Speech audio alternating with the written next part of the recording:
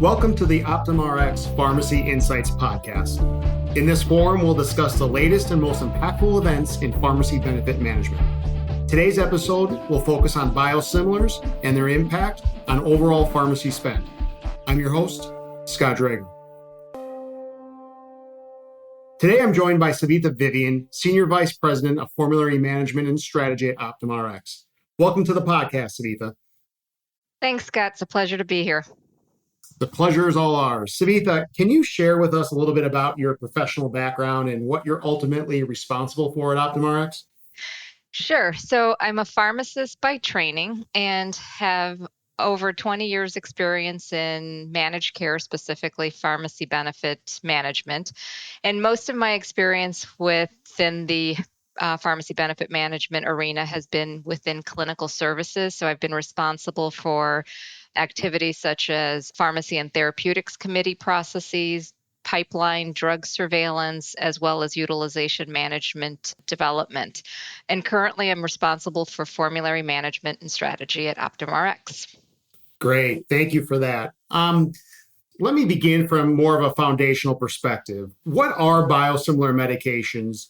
And really, should we think about these medications in the same way we think about traditional generic drugs? So before we get to biosimilars and what generics are, I just want to spend just a few minutes just talking about what a biologic is, because that may not be apparent to everyone. So biologics are a type of drugs that's produced by a living system or organism. And because of this, they're very large, they're complex molecules, and sometimes even a mixture of molecules. And because of this complexity, their exact structures are not easily identified or characterized. And so in contrast, non-biological drugs, sometimes we refer to them as traditional drugs, they are typically manufactured through chemical synthesis, which means that's made by combining specific chemical ingredients in an ordered process. Think of it as a kind of a precise recipe. So every time you follow the recipe, you end up with the same exact chemical.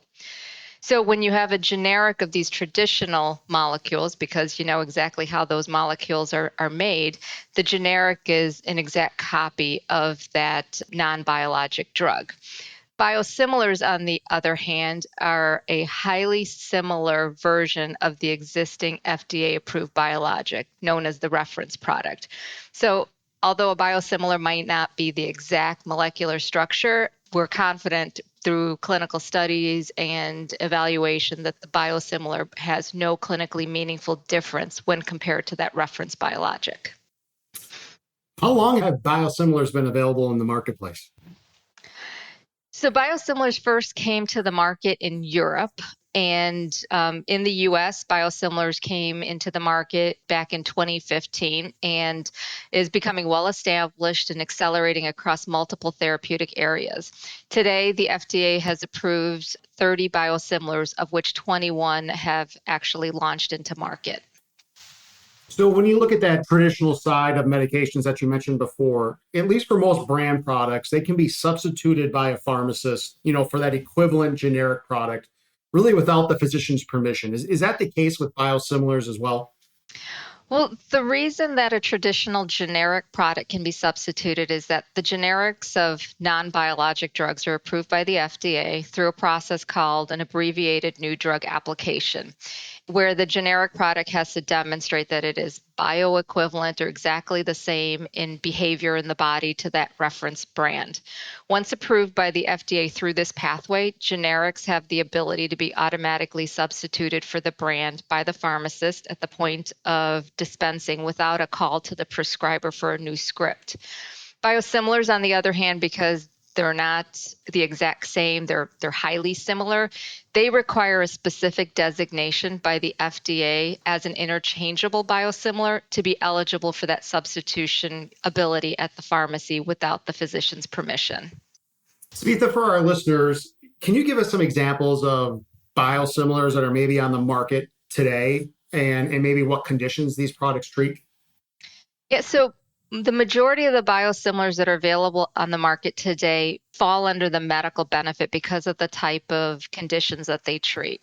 So what we have available today primarily is focusing on oncology. So we have biosimilars for the reference brand called Herceptin. We have biosimilars for oncology supportive care. So things like anemia due to chemotherapy. There's a drug called Neupogen, and there's biosimilars available for that. And then there is biosimilars for Remicade, which is an infusible immunology drug for rheumatoid arthritis. However, we're starting to shift from the medical benefit to the pharmacy benefit. And an example of this is the most recent biosimilar that's been introduced for insulin, which is called Lantus. It seems that, over the last year especially, the discussions around biosimilars have seemed to reach a new level of intensity. From my perspective, much of this has been driven by the emergence of biosimilar alternatives within the chronic inflammatory class of medications, specifically drugs used to treat conditions like rheumatoid arthritis or psoriasis.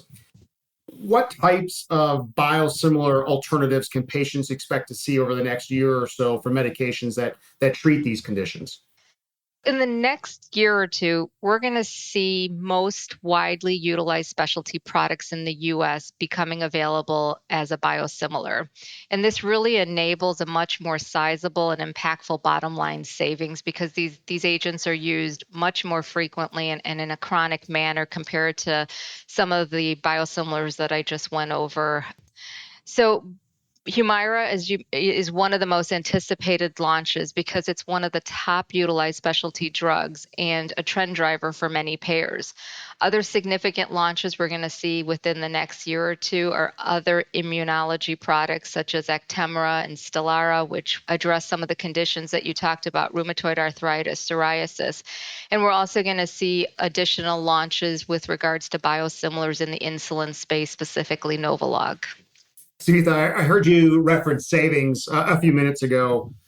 How do you expect these options to be priced, at least in comparison to their brand counterparts? So it's going to vary from drug to drug. It's going to depend on how many biosimilars are going to be made available or enter the market for a given reference brand. The more competition, the greater opportunity to drive down cost.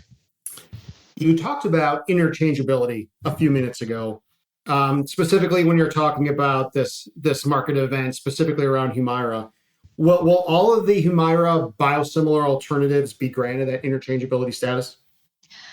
Short answer, no. And this is dependent on whether the manufacturer is going to conduct the appropriate studies that demonstrate switching from reference brand to biosimilar and back to the reference brand has no meaningful impact on efficacy.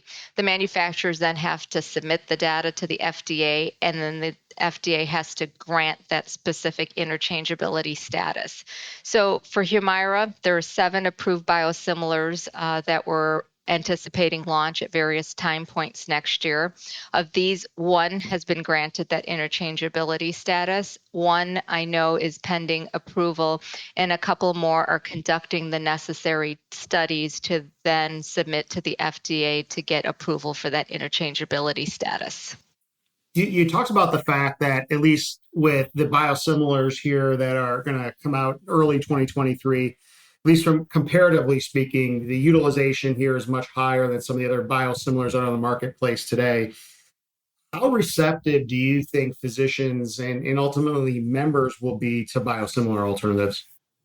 The prescribers and members, their comfort level is a critical barrier to the adoption of biosimilars. If we think back, a couple of decades ago when generics for traditional meds became a prevalent occurrence or when they first started coming to the market, it took a lot of education by the pharmacist, by the health plan, by the PBM to increase that comfort level that generics are a exact copy of the traditional medication or the reference brand, and that there should be no issues in terms of differences in safety or efficacy.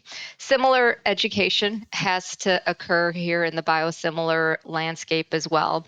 And there has been an increase in education for both the prescriber and members. And we've seen that this has led to confidence in using biosimilars in new to therapy patients. However, there's still some hesitation in switching patients who are stable on therapy, and especially in complex disease states like rheumatoid arthritis or even oncology.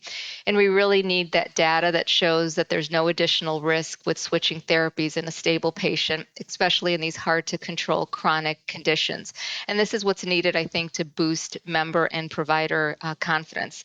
Some of this data is available. We're looking to the European experience and utilizing real world evidence to help instill that comfort in both members and providers. Do you think payers will dramatically alter how they encourage the use of biosimilars, at least compared to how they encourage use of lower cost medications today? I think payers are looking for lowest net cost, and whether that's through the innovator brand with discounts or whether that's through a lower cost biosimilar, I think at the end of the day, they're looking to see how they can reduce their bottom line costs. And so what we're seeing is that sometimes through the launch of new biosimilars, we're seeing sometimes based on that net cost, it's the biosimilar that gets formulary placement, and other times it's the innovator brand, depending on the cost that's negotiated for those brands. Savitha, as you look out over the next 10 years, what does the pipeline for biosimilars look like? Well, the good news is the biosimilar pipeline is robust and it continues to grow. If it's any evidence of what's happened in the past 7 years, the number of biosimilar products in development has increased on an average of about 12% per year, and overall has more than doubled during this time frame. So I think the future holds huge opportunities for better cost and value, and upcoming biosimilars for chronic conditions such as RA, such as Humira that's coming next year, along with others, present a great opportunity to impact chronic conditions that present a burden to a broad patient population in the healthcare system overall. Savitha, I really enjoyed our conversation. Thank you very much for spending some time with us today. Thanks, Scott.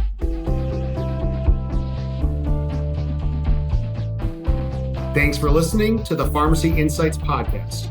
I'm your host, Scott Drager. Tune in again for more discussions as we examine the most important issues in pharmacy care services.